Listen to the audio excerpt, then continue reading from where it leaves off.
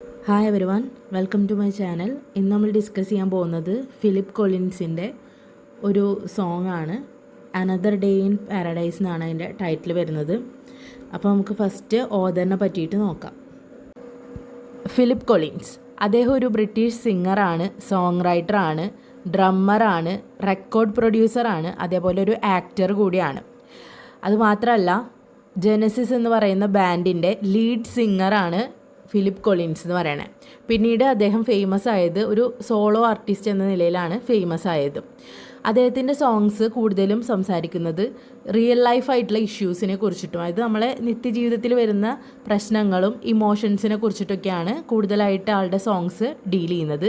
പിന്നെ ആൾക്ക് കുറേ അവാർഡ്സൊക്കെ കിട്ടിയിട്ടുണ്ട്. ഗ്രാമി അവാർഡ്സ്, ഓസ്കാർ അവാർഡ്, അങ്ങനെ കുറേ അവാർഡുകൾ അദ്ദേഹത്തിന് ലഭിച്ചിട്ടുണ്ട്. അപ്പോൾ ഇത്രയാണ് ഓതറിനെ പറ്റി വരുന്നത്.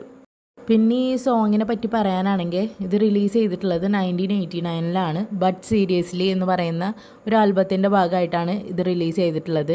ഈ സോങ് നമ്മളെ കൊണ്ട് ചിന്തിപ്പിക്കുകയാണ്. അതായത് പാവപ്പെട്ട ആൾക്കാരുടെ ജീവിതത്തിനെ കുറിച്ചും അതേപോലെ ഹോംലെസ് ആയിട്ടുള്ള ആൾക്കാർ, വീടില്ലാത്ത ആൾക്കാരുടെ ജീവിതത്തിനെ കുറിച്ചിട്ടൊക്കെ നമ്മളെ കൊണ്ട് ചിന്തിപ്പിക്കുകയാണ് ചെയ്യുന്നത്. പിന്നെ ഈ ഒരു സോങ്ങിലൂടെ കൊളിൻസ് നമ്മുടെ അടുത്ത് ആവശ്യപ്പെടുന്നത് എന്താണെന്ന് വെച്ച് കഴിഞ്ഞാൽ, ഇങ്ങനെ സഫർ ചെയ്യുന്ന ആൾക്കാരെ, അതായത് കഷ്ടപ്പെടുന്ന ആൾക്കാരെ നമ്മൾ ഒരിക്കലും കണ്ടില്ല എന്ന് നടിക്കരുതെന്നാണ് കൊളിൻസ് നമ്മളുടെ അടുത്ത് ആവശ്യപ്പെടുന്നത്. ഈ ഒരു സോങ് നമ്മളെ റിമൈൻഡ് ചെയ്യുന്നത്, നമ്മൾ എപ്പോഴും ഓർമ്മിപ്പിക്കുന്നത് എന്താണെന്ന് വെച്ച് കഴിഞ്ഞാൽ, നമ്മളുടെ ലൈഫിൽ നമുക്ക് നോർമൽ ഡേ ആയിട്ട് തോന്നുന്ന ആ ദിവസം മറ്റൊരാളുടെ ലൈഫിൽ അതവർക്ക് എന്താ പറയുക, ഏറ്റവും മോശപ്പെട്ട ദിവസമായിട്ട് മാറാം. അതായത് ഏറ്റവും വിഷമം അനുഭവിച്ച ദിവസമായിട്ട് മാറിയിരിക്കാം. അപ്പോൾ ലൈഫ് എന്ന് പറയുന്നത് എല്ലാവർക്കും സെയിം അല്ല. അപ്പോൾ നമ്മൾ നമ്മുടെ ചുറ്റുമുള്ള ആൾക്കാരെയും കൂടി കൺസിഡർ ചെയ്തിട്ട് വേണം നമ്മൾ ജീവിക്കാനായിട്ട്. ഈ സോങ്ങിലെ ലിറിക്സൊക്കെ എന്ന് പറയുന്നത് ഒരു മാനും ഒരു ഹോംലെസ് വുമണും തമ്മിലുള്ള ഒരു ഇൻട്രാക്ഷൻ ഡിസ്ക്രൈബ് ചെയ്യുന്ന രീതിയിലാണ് ഇതിലെ ലിറിക്സ് വരുന്നത്. അവർ തമ്മിലുള്ള ഡയലോഗ് പോലെ. ഇതിൽ ഈ ഹോംലെസ് ആയിട്ടുള്ള വീടില്ലാത്ത ഈ ഒരു സ്ത്രീ ഒരു മാൻ്റെ അടുത്ത് ഹെൽപ്പ് ചോദിക്കുകയാണ്. പക്ഷേ അയാളാണെങ്കിൽ ഇവരെ മൈൻഡ് ചെയ്യാതെ നടന്നു പോവുകയാണ് ചെയ്യുന്നത്. അപ്പോൾ നമ്മളുടെ അടുത്ത് കൊളിൻസ് പറയുന്നത് എന്താ വെച്ച് കഴിഞ്ഞാൽ, കൊളിൻസാണ് സിംഗർ. അപ്പോൾ ആൾ പറയുന്നത് എന്താ വെച്ച് കഴിഞ്ഞാൽ, നമ്മളൊരു ഡിസിഷൻ എടുക്കുന്നതിന് മുമ്പ്, അതായത് 2 തവണ നമ്മൾ ചിന്തിക്കണം എന്ന് പറയണേ. അതായത് ഓരോ കാര്യം നമ്മൾ ചെയ്യുമ്പോഴും 2 തവണ നമ്മൾ ചിന്തിക്കണം. അതായത് ഇങ്ങനെയുള്ള ആളുകളൊന്നും നമ്മൾ എന്ത് ചെയ്യാൻ പാടില്ല, ഇഗ്നോർ ചെയ്യാനായിട്ട് പാടില്ല. അവരുടെ അവസ്ഥ കൂടി നമ്മൾ എന്ത് ചെയ്യണം, മനസ്സിലാക്കേണ്ടതായിട്ടുണ്ട് പറയണേ. കാരണം എല്ലാവർക്കും ലൈഫ് ഒരേപോലെ അല്ല. ഇപ്പോൾ ആ ഒരു മാൻ എന്ന് പറയണത് അയാൾക്കതൊരു നല്ലൊരു ദിവസമാണ്. പക്ഷേ ആ ഒരു സ്ത്രീക്ക് എന്ന് പറയണത് അത് ഏറ്റവും വേസ്റ്റ് ആയിട്ടുള്ള ഒരു ദിവസമാണ്. അപ്പോൾ അവരുടെ ലൈഫ്, ആ മാൻ്റെ ലൈഫ് പാരഡൈസ് ആണെങ്കിൽ ആ സ്ത്രീയുടെ ലൈഫ് എന്താണ്, ഹെല്ലാണ്, നരകമാണ്. അപ്പോൾ ഇങ്ങനൊരു സിറ്റുവേഷൻ നമ്മുടെ ലൈഫിൽ വന്നു കഴിഞ്ഞാൽ നമ്മൾ അങ്ങനെയുള്ള ആളുകളെ ഒഴിവാക്കരുത്. അവരുടെ അവസ്ഥ എന്താണെന്ന് നമ്മൾ മനസ്സിലാക്കാനായിട്ട് ശ്രമിക്കണം എന്നുള്ളതാണ് ഈ സിംഗർ ഇതിലൂടെ പറയുന്നത്. അപ്പോൾ ഇതിൽ ഈ സോങ് നമ്മൾ പഠിപ്പിക്കുന്നത് കൈൻഡ്നെസ്സിനെ കുറിച്ചും അതുപോലെ കെയറിനെ കുറിച്ചും മറ്റുള്ളവരുടെ പെയിൻ നമ്മൾ മനസ്സിലാക്കുന്നതിനെ കുറിച്ചിട്ടൊക്കെയാണ് നമ്മളെ പഠിപ്പിക്കുന്നത്. അപ്പോൾ നമുക്ക് ഈ ഒരു സോങ്ങിൻ്റെ എക്സ്പ്ലനേഷൻ നമുക്ക് നോക്കാം. Another day in paradise. അപ്പോൾ സോങ് തുടങ്ങുന്ന സമയത്ത് തന്നെ നമുക്കൊരു മാനിനെയും അതുപോലെ തന്നെ ഒരു വുമണിനെയും നമുക്ക് കാണാം. ഇവർ 2 പേരും സ്ട്രീറ്റിലാണുള്ളത്. ഇതിൽ ഈ മാൻ എന്ന് പറയുന്നത് കുറച്ച് റിച്ച് ആയിട്ടുള്ള ഒരാളാണ്. അതേപോലെ വുമൺ എന്ന് പറയുന്നത് ഭയങ്കര പുവറായിട്ടുള്ള ഹോംലെസ് ആയിട്ടുള്ളൊരു ലേഡിയാണ്. അതായത് വീടൊന്നും ഇല്ലാത്ത ഒരു സ്ത്രീയാണ്. അപ്പോൾ ആ സ്ത്രീ ഈ ഒരു മാൻ്റെ അടുത്ത് ഹെൽപ്പ് ചോദിക്കുകയാണ്. അതായത് തന്നെ ഹെൽപ്പ് ചെയ്യാമോ എന്ന് ചോദിക്കുകയാണ്. കാരണം അപ്പോൾ ഭയങ്കര തണവായിരുന്നു. ഇവർക്കാണെങ്കിൽ കെടുക്കാനായിട്ട് ഒരു സ്ഥലമില്ല. ഈ സ്ത്രീക്ക് കെടുക്കാനായിട്ടൊരു സ്ഥലമില്ല, അതും ഭയങ്കര തണുപ്പായിരുന്നു. അപ്പോൾ ഈ ഒരു അവസ്ഥയിൽ തന്നെ ഹെൽപ്പ് ചെയ്യാൻ പറ്റുമോ, തനിക്ക് കെടുക്കാനായിട്ട് തനിക്കൊരു ഷെൽട്ടർ അറേഞ്ച് ചെയ്ത് തരാൻ പറ്റുമോ എന്ന് ഈ ഒരു സ്ത്രീ ഇയാളുടെ അടുത്ത് ഹെൽപ്പ് ചോദിക്കുകയാണ്. പക്ഷേ ഇത് കേൾക്കുന്ന അയാൾ കേൾക്കാത്ത ഭാവത്തിൽ നടന്നു പോവുകയാണ് ചെയ്യുന്നത്. ഈ ഒരു സ്ത്രീയെ കേൾക്കാത്ത പോലെ, ഇങ്ങനെ ഒരാളവിടെ ഉണ്ടെന്ന് തന്നെ അയാൾ ശ്രദ്ധിക്കുന്നില്ല. അയാൾ ഇങ്ങനെ നടന്നു പോവുകയാണ് ചെയ്യുന്നത്. പ്രിറ്റൻഡ് ചെയ്യാന്ന് പറഞ്ഞു കഴിഞ്ഞാൽ അത് അങ്ങനെ ഉണ്ട് എന്ന് അയാൾ ചിന്തിക്കുന്നില്ല. ഇത് അഭിനയിക്കുക ഇല്ല, അങ്ങനെ ഒരു സ്ത്രീ അവിടെ ഇല്ലാത്ത ഭാവത്തിലാണ് അയാൾ അവിടെ നിന്ന് നടന്നു പോകുന്നത്.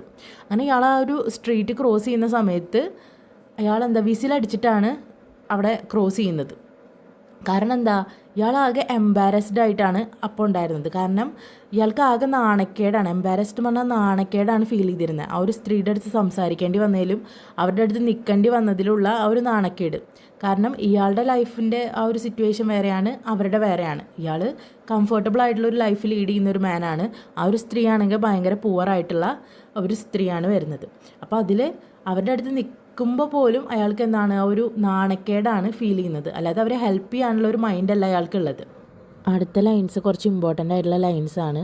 അത് സോങ്ങിൽ ഉടനീളം റിപ്പീറ്റ് ചെയ്ത് വരുന്നുണ്ട്. അതിന് നമ്മൾ ഇങ്ങനെ റിപ്പീറ്റ് ചെയ്ത് വരുന്നതിന് നമ്മൾ റിഫ്രെയിൻ എന്നാണ് ആ ഒരു പോയറ്റിക് ഡിവൈസിന് നമ്മൾ പറയാം. Oh think twice because it's another day for you and me in paradise. Oh think twice because it's another day for you and me in paradise. Think about it. അപ്പോൾ ഈ വരി എന്ന് പറയുന്നത് നമ്മുടെ സിംഗറുടെ സജഷനാണ്. ഇവിടെ ഒരു ഐറണി പോലെയാണ് വരണേ. പാരഡൈസാണെന്ന് പറയണത്. ആ ഒരു മാൻ നിൽക്കുന്നതും അതേപോലെ ആ ഒരു സ്ത്രീ നിൽക്കുന്നതും പാരഡൈസിലാണ്. ശരിക്കും അങ്ങനെയല്ലല്ലോ. ആ ഒരു മാൻ നോർമലായിട്ടുള്ള ലൈഫാണ് ലീഡ് ചെയ്യുന്നത്. നോർമൽ ലൈഫ് എന്ന് പറഞ്ഞു കഴിഞ്ഞാൽ കംഫർട്ടബിൾ ആയിട്ടുള്ള ഒരു ലൈഫാണ് ലീഡ് ചെയ്യുന്നത്. പക്ഷേ ആ ഒരു സ്ത്രീയോ അവർ ഭയങ്കര ദുരിതപൂർണ്ണമായിട്ടുള്ളൊരു ലൈഫാണ് അവിടെ ലീഡ് ചെയ്യുന്നത്. അപ്പോൾ രണ്ടുപേരുടെയും സിറ്റുവേഷൻ ഡിഫറെൻ്റ് ആണ്. രണ്ടുപേരുടെയും ജീവിത സാഹചര്യങ്ങൾ ഡിഫറെൻ്റ് ആണ്. ആ സ്ത്രീയാണെങ്കിൽ സ്ട്രീറ്റിലാണ് നിൽക്കുന്നത്, വീട് പോലും ഇല്ലാതെ സ്ട്രീറ്റിലാണ് ആ ഒരു തണുപ്പത്ത് നിൽക്കുന്നത്. അപ്പോൾ അവരുടെ ലൈഫ് പോലെയല്ല ഇയാളുടെ ലൈഫ്. പക്ഷേ ഈ ഒരു വരികളിൽ പറയുന്നത് നീയും ഞാനും ഈ ഒരു പാരഡൈസിലാണ് നിൽക്കുന്നതെന്നാണ് പറയണേ. It's another day for you and me എന്ന് പറയുന്നുണ്ട്. അതായത് എനിക്കത് ഡിഫറെൻ്റ് ആണ്, നിനക്കത് ഡിഫറെൻ്റ് ആണ്. അതായത് ആ മാനിൻ്റെ ആ ഒരു സാഹചര്യം ഡിഫറെൻ്റ് ആണ്, അതുപോലെ വുമണിൻ്റെ സാഹചര്യം ഡിഫറെൻ്റ് ആണെന്നുള്ള പറയണം. അപ്പോൾ നമ്മൾ 2 തവണ ചിന്തിക്കണം. തിങ്ക് ട്വൈസ് എന്ന് പറയുന്നുണ്ട്. 2 തവണ നമ്മൾ ഒരു കാര്യം ഒരാളുടെ അടുത്ത് റിയാക്ട് ചെയ്യുന്നതിന് മുമ്പ് നമ്മൾ 2 തവണ ചിന്തിക്കണം അയാളെ ഹെൽപ്പ് ചെയ്യണോ വേണ്ടേന്നുള്ളതിന്.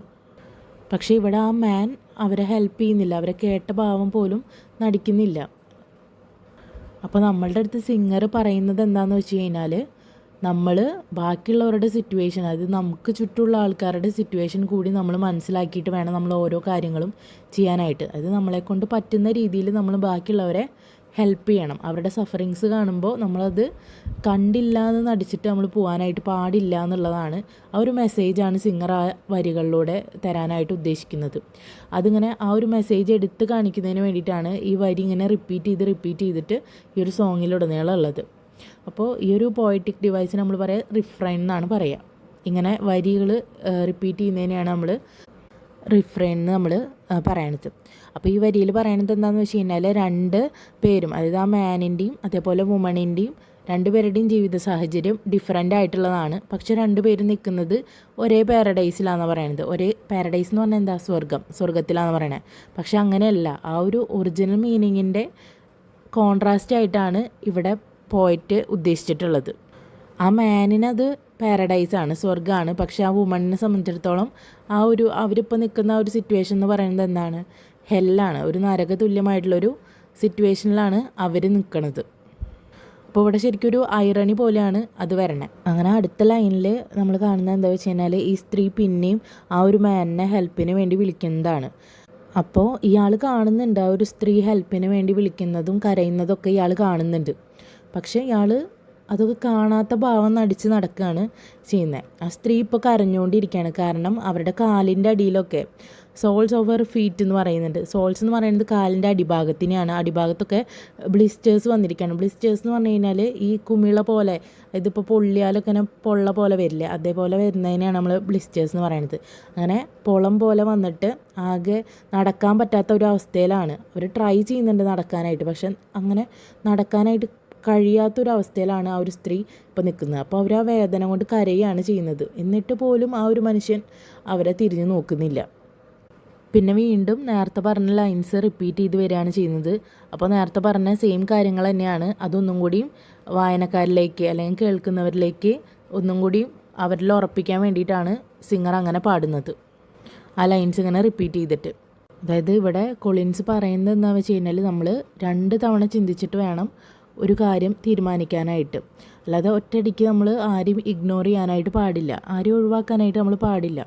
ഇവിടെ യു ആൻഡ് മീ എന്ന് പറയുന്നുണ്ട്. യു ആൻഡ് മീ എന്ന് ഉദ്ദേശിക്കുന്നത് ആ ഒരു മാനിനെയും ആ ഒരു വുമണിനെയാണ്. ഇവർ 2 പേരും നിൽക്കുന്നത് സെയിം പാരഡൈസിലാണെന്ന് പറയണേ. പക്ഷെ 2 പേർക്കും അനദർ ഡേ ആണ്. അനദർ ഡേ എന്ന് പറയുന്നത് എന്താ, 2 പേർക്കും ഡിഫറെൻ്റ് ആയിട്ടുള്ള സിറ്റുവേഷൻസ് ആണ്. അതുകൊണ്ട് തന്നെ നമ്മൾ 2 തവണ ചിന്തിച്ചിട്ട് വേണം ഓരോ കാര്യം ചെയ്യാനായിട്ട്. പിന്നെ ഇവിടെ പാരഡൈസ് എന്ന് പറയുന്ന ആ ഒരു ടേം തന്നെ ഒരു കോൺട്രഡിക്ഷനായിട്ട് വരുന്നതാണ്. ഇത് ഓപ്പോസിറ്റ് മീനിങ്ങിലാണ് അവിടെ ഉദ്ദേശിക്കുന്നത്. ആ മാനിനെ സംബന്ധിച്ചിടത്തോളം പാരഡൈസാണ്, പക്ഷേ ആ വുമണിനെ സംബന്ധിച്ചിടത്തോളം അതൊരു ഹെല്ലാണ്. അപ്പോൾ ഐറണിക്കലായിട്ടാണ് ആ പോയിട്ട് അത് അങ്ങനെ എഴുതിയിട്ടുള്ളത്. ഈ ലൈൻസ് ഇമ്പോർട്ടൻ്റ് ആയ കാരണമാണ് അതിൻ്റെ മീനിങ് ഒന്നും കൂടി പറഞ്ഞത്, അതൊന്നും കൂടി ക്ലിയർ ആവാനായിട്ടാണ് പറഞ്ഞത്. പിന്നെ പറയുന്നത് ദൈവത്തിനോടാണ്. അതായത് ഇനി ആർക്കും ആ ഒരു വുമണിൻ്റെ ആ ഒരു സിറ്റുവേഷനിൽ ഒന്നും ചെയ്യാനായിട്ടില്ല. അതേപോലെ ഇനിയിപ്പോൾ നിനക്കാണ് എന്തെങ്കിലും സംസാരിക്കാനായിട്ട് കഴിയുക, ദൈവത്തോടാണ് പറയണത് കേട്ടോ, എന്തെങ്കിലും സംസാരിക്കാനായിട്ട് കഴിയാം. അവരുടെ മുഖം കണ്ടാലറിയാം, ആ ഒരു സ്ത്രീയുടെ മുഖം കണ്ടാലറിയാം അവർക്ക് എവിടെയും ഒരു ഷെൽട്ടർ കിട്ടിയിട്ടില്ല എന്നുള്ളത്. അവർ ഓരോ സ്ഥലത്തുനിന്നും മൂവ് ചെയ്തുകൊണ്ടിരിക്കുകയാണ്, അങ്ങോട്ടും ഇങ്ങോട്ടും അലഞ്ഞ് തിരിഞ്ഞ് നടക്കുകയാണ് ആ ഒരു സ്ത്രീ, എവിടെ ഒരു ഷെൽട്ടർ ഇല്ലാണ്ട്. പിന്നെ നേരത്തെ പറഞ്ഞ ലൈൻസ് തന്നെ റിപ്പീറ്റ് ചെയ്യുകയാണ് ചെയ്യുന്നത്. Last it's just another day for you and me in paradise എന്ന് റിപ്പീറ്റ് ചെയ്ത് പറയുകയാണ്. എന്നിട്ട് തിങ്ക് അബൌട്ട് ഇറ്റ് എന്ന് പറഞ്ഞിട്ടാണ് ഈ ഒരു സോങ് അവസാനിക്കുന്നത്. അതായത് it's just another day for you and me എന്ന് പറയുന്നത് അത് രണ്ടുപേർക്കും ഡിഫറെൻ്റ് ആയിട്ടുള്ള സിറ്റുവേഷനാണ്, അത് ഡിഫറെൻ്റ് ആയിട്ടുള്ളൊരു ഡേ ആണ്. ആ ഒരു മാനിന് അതൊരു നോർമൽ ഡേ ആണ്, പക്ഷെ ആ ഒരു സ്ത്രീക്ക് ഒരു നോർമൽ ഡേ അല്ല. അവർക്ക് ഭയങ്കര വേഴ്സ്റ്റ് ആയിട്ടുള്ള ഒരു മോശം ദിവസമാണ് അന്നത്തെ ദിവസമായിട്ടുണ്ടായിരുന്നത്. പക്ഷെ രണ്ടുപേരും പാരഡൈസിലാന്ന് പറയുന്നത് ഒരു കോൺട്രഡിക്ഷനാണ് അവിടെ കാണിക്കണേ. അത് ഐറണിക്കലായിട്ട് അങ്ങനെ പറയണതാണ്. പിന്നെ ടൈറ്റിലിൻ്റെ സിഗ്നിഫിക്കൻസ് കൊടുത്തിട്ടുണ്ട്.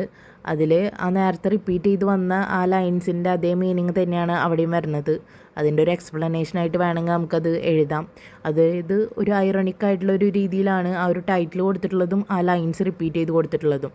അപ്പോൾ അത് രണ്ടെണ്ണം ചോദിച്ചു കഴിഞ്ഞാൽ ഇത് എഴുതി വെക്കാവുന്നതാണ്. അതായത് നമ്മളെ റിമൈൻഡ് ചെയ്യാണ്. അതായത് കുറച്ച് ആൾക്കാർ നല്ല ലൈഫ് എൻജോയ് ചെയ്യുമ്പോൾ കുറച്ച് പേര് സ്ട്രഗിൾ ചെയ്തുകൊണ്ടിരിക്കുകയാണ്, സർവൈവ് ചെയ്യാനായിട്ട് സ്ട്രഗിൾ ചെയ്തുകൊണ്ടിരിക്കുക എന്നുള്ളതാണ്. അപ്പോൾ നമ്മൾ നമ്മുടെ ചുറ്റുമുള്ളവരെ നോക്കണം. അത് എല്ലാവരും കംഫർട്ടായിട്ടല്ല ജീവിക്കുന്നത്, ഇത് കുറേ പേര് സഫർ ചെയ്യുന്നവരുണ്ട്. അപ്പോൾ അവരെയും കൂടി നമ്മൾ കൺസിഡർ ചെയ്തിട്ട് വേണം നമ്മൾ ജീവിക്കാനായിട്ട്. അപ്പോൾ അതിങ്ങനെ നമ്മളെ റിമൈൻഡ് ചെയ്തുകൊണ്ടിരിക്കുകയാണ് ആ ഒരു ത്രൂ ഔട്ട് ദ സോങ്.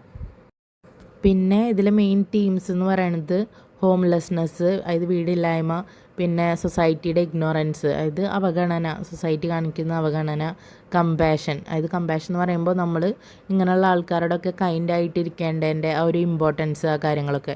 പിന്നെ ഇനീക്വാളിറ്റി ആണ്. ഇനീക്വാളിറ്റി എന്ന് പറയുന്നത് റിച്ച് ആയിട്ടുള്ള ആളും പുവർ ആയിട്ടുള്ള ഒരാളും തമ്മിലുള്ള ആ ഒരു ഡിഫറൻസ് നമുക്ക് ഈ ഒരു സോങ്ങിലെടുത്ത് കാണിക്കുന്നുണ്ട്.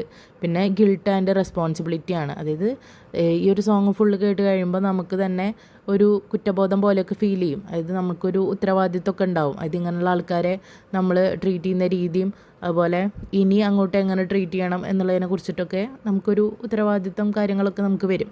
അപ്പോൾ ഇതൊക്കെ ഇതിൻ്റെ ഒരു തീമായിട്ട് വരുന്നതാണ്. പിന്നെ ഇതിലത്തെ പോയറ്റിക് ഡിവൈസസ് എന്ന് പറയുന്നത് റിഫ്രെയിൻ വരുന്നുണ്ട്, ഇമേജറി വരുന്നുണ്ട്, അതുപോലെ അനഫോറ വരുന്നുണ്ട്. റിഫ്രെയിൻ എന്ന് പറയുന്നത് ആ ഒരു ലൈൻ റിപ്പീറ്റ് ചെയ്ത് വരുന്നതിനാണ് റിഫ്രെയിൻ എന്ന് പറയണേ. ഇമേജറി എന്ന് പറഞ്ഞു കഴിഞ്ഞാൽ റീഡേഴ്സിൻ്റെ സെൻസസിനെ അപ്പീൽ ചെയ്യുന്ന ആ ഒരു രീതിയിൽ വരുന്ന മെൻ്റൽ ഇമേജസിനെയാണ് നമ്മളവിടെ ഉദ്ദേശിക്കുന്നത്. അതായത് വിഷ്വലായിട്ടുള്ള ഇമേജസ്, അതുപോലെ ഓഡിറ്ററി ആയിട്ടുള്ള ഇമേജസ്, അങ്ങനത്തെയൊക്കെ. പിന്നെ അനഫോറ എന്ന് പറയുന്നത് ഒരു വേർഡ് അല്ലെങ്കിൽ ഒരു ഗ്രൂപ്പ് ഓഫ് വേർഡ് ഒരു സെൻറ്റൻസിൻ്റെ അല്ലെങ്കിൽ ഒരു ഫ്രേസിൻ്റെ മുമ്പിൽ ഇങ്ങനെ റിപ്പീറ്റ് ചെയ്ത് വരുന്നതിനാണ്, ആ ബിഗിനിങ്ങിൽ റിപ്പീറ്റ് ചെയ്ത് വരുന്നതിനെയാണ് നമ്മൾ ഈ അനഫോറ എന്ന് പറയണത്.